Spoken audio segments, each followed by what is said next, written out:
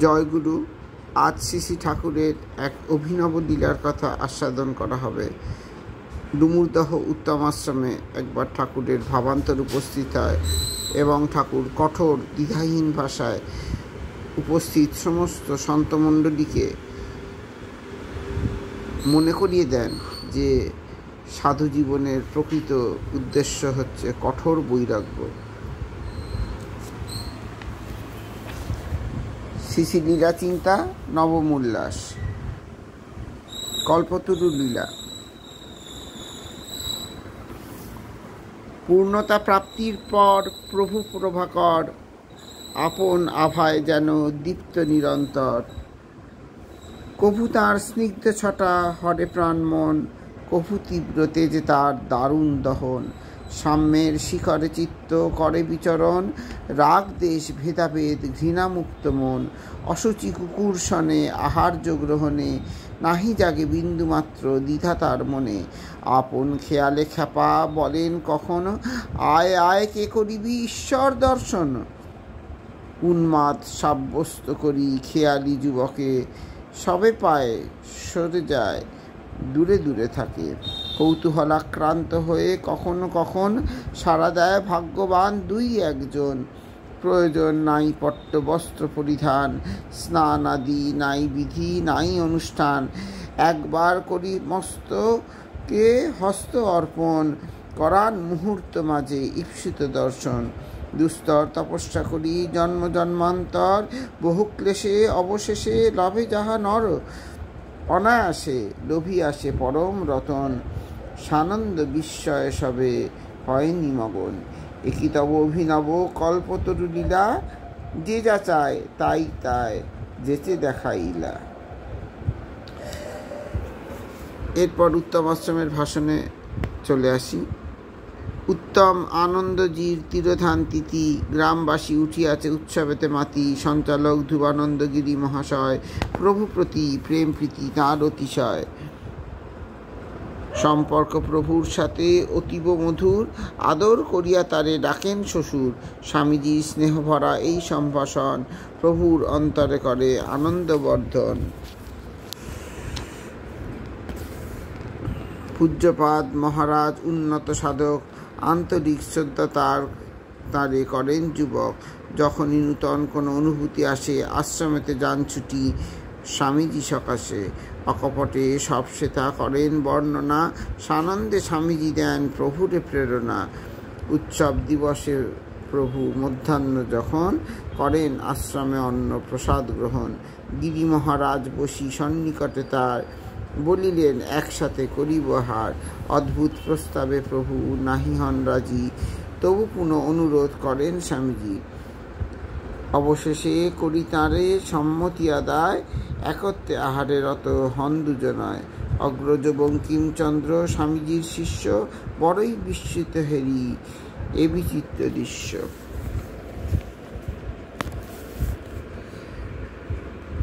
আশ্রমে সেই দিন এক মহতি সভায়, সভাপতি জমিদার ক্ষেত্রনাথ রায়। আরও বহু জ্ঞানীগুণী সাধুর সুদীজন, করেছেন অলঙ্কৃত বিভিন্ন আসন। আশ্রমের অনুগত শিষ্য ভক্ত যত, দলে দলে সভাস্থলে হলো সমাগত। প্রভুরে বলেন পূজ্য গিরি মহারাজ, তুই কিছু বল এই সভাস্থলে আজ। সবিনয় করিলেন প্রভু নিবেদন, এমতো আদেশ এই দিনের কি কারণ। কখন যে কি ভাব হবে অন্তরে উদয়, কি বলিতে কি বলিব মনে জাগে ভয়। স্বামীজির পুনঃ পুনঃ সস্নেহ আদেশে, বক্তৃতা করিতে প্রভু উঠিলেন শেষে। প্রথমে স্মরণ করি শ্রীগুরুচরণ, স্বকীয় শৈলীতে শুরু করেন ভাষণ। গরজি উঠিল যেন সিংহ অকস্মাৎ, অথবা আকাশ হতে হলো বজ্রপাত। থাকেন উত্তম সাধু একা নির্জনে, দুজনে মিথুন হয় গ্রাম তিনজনে। নগর সৃজন করে সাধু চারজন, এই হলো সনাতন শাস্ত্রের বচন। শাস্ত্রের অমোঘ বাণী করি অবহেলা, সাধু আজ আশ্রমেতে বসায়েছে মেলা। স্বেচ্ছাচারী সাধু করে সত্য ধর্মনাশ, মনে ভাবি হায় হায় এই কি সন্ন্যাস। ত্যাগের মহান ব্রত দিয়া বিসর্জন, বিষয়ীর মতো সাধু ভোগপরায়ণ। গোশালা গাভীতে ভরা গোলা ভরা ধান, ফলমূলে পরিপূর্ণ সাধুর বাগান। কেন এই কৌতুকবহ গেরুয়া ধারণ, কেন এই বিড়ম্বিত সন্ন্যাস জীবন? সাধু আজ ভোগন্মত্ত বিষয়ের দাস, দেখি আর ভাবি মনে এই কি সন্ন্যাস? শুভবুদ্ধি বিন্দুমাত্র থাকে যদি মনে, সব ফেলে যাও চলে একান্ত নির্জনে। মন্ত্রের সাধন কিংবা শরীর পতন, এই পণে এক মনে করগে ভজন, অথবা সংসারে যাও ত্যাজিয়া সন্ন্যাস, কামহীন কর্মযোগ করগে অভ্যাস। আমি দাস বোধে বাস করিলে সংসারে, অনায়াসে যাবে শেষে ভব পারাবারে। এখনো উপায় আছে, হয় না হতাশ, ফিরে এসো পথহারা, এ নহে সন্ন্যাস। অহো আজ দেখিতেছি কলির কি খেলা, ঘুচে নাই যাহাদের হৃদয়ের জ্বালা, সাধু সেজে দেয় তারা ধর্ম উপদেশ, শিষ্য ভক্তগণে দেয় পথের নির্দেশ। এক অন্ধর দ্বারা অন্য অন্ধ নিয়মান, কে দিবে কাহারে আজি পথের সন্ধান? দেশের দশের কি যে হলো সর্বনাশ, মনে তাই প্রশ্ন জাগে এই কি সন্ন্যাস? বাক্যস্রোতে বহে যেন অগ্নির প্রবাহ, সহ্য নাহি হয় আর দারুণ এ দাহ। ভেঙে পড়ে শ্রোতাদের ধৈর্যের বাঁধ, চারিদিক হতে হয় তীব্র প্রতিবাদ। শুরু হলো কোলাহল বিকট চিৎকার, তাই দেখি মহারাজ দিলেন হুঙ্কার। সংযম হারায় যারা অপ্রিয় বচনে, কি লাভ তাদের বলো ধর্ম আচরণে? সমালোচনায় যারা হয় ধৈর্য হারা, এসেছেন কেন ধর্ম সভাতে তাহারা? ক্ষণকালের মধ্যে শান্ত হলো সভাস্থল, ভাবাবেগে বহিছে প্রভু অনর্গল। বলগাহী নষ্ট যেন গতির নেশায়, উন্মুক্ত প্রান্তর মাঝে বায়ু বেগে ধায়।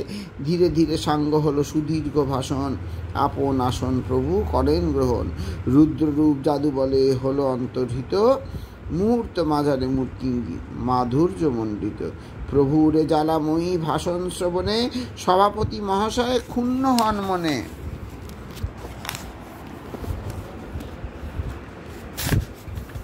কঠোর ভাষায় তিনি করি ব্যবহার, বর্ষিলেন প্রভু প্রতি বহু তিরস্কার।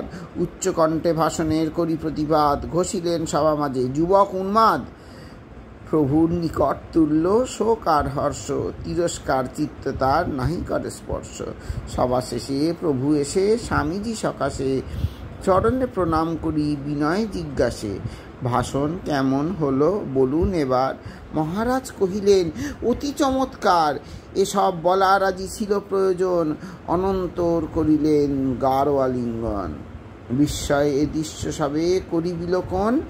গুরু অর্থ বুঝিতে না পারে মূঢ়জন।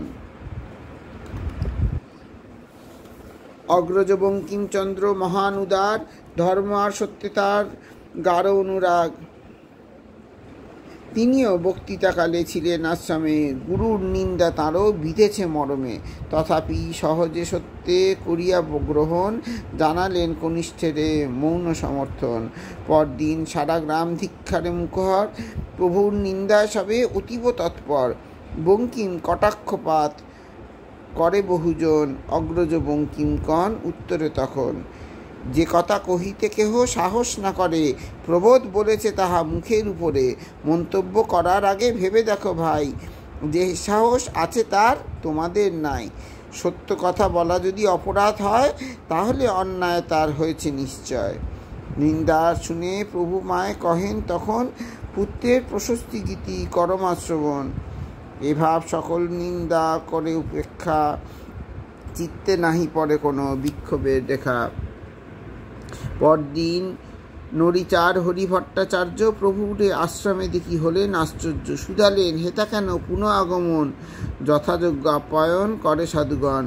একে একে প্রভুপদে প্রণাম করিয়া বলে তারা, বৃথা দাদা পড়েছি গেরুয়া। বলেছেন গতকাল যে কথা ভাষণে, তার মতো খাঁটি সত্য নাই এ ভুবনে। অন্তরেতে আনন্দের স্পর্শ নাহি পাই, সাধু সেজে এই জীবন কাটিল বৃথাই।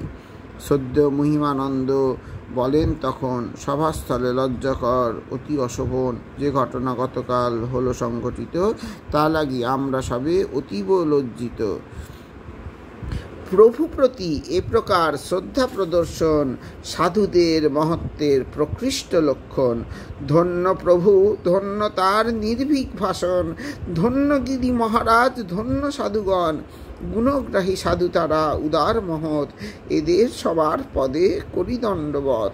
তাঁর গুণগান করি ধন্য সাধুগণ, যার গুণগান করি ধন্য সাধুগণ, তাঁর পদে করেনতি দাস জনার্দন। জয় গুরু।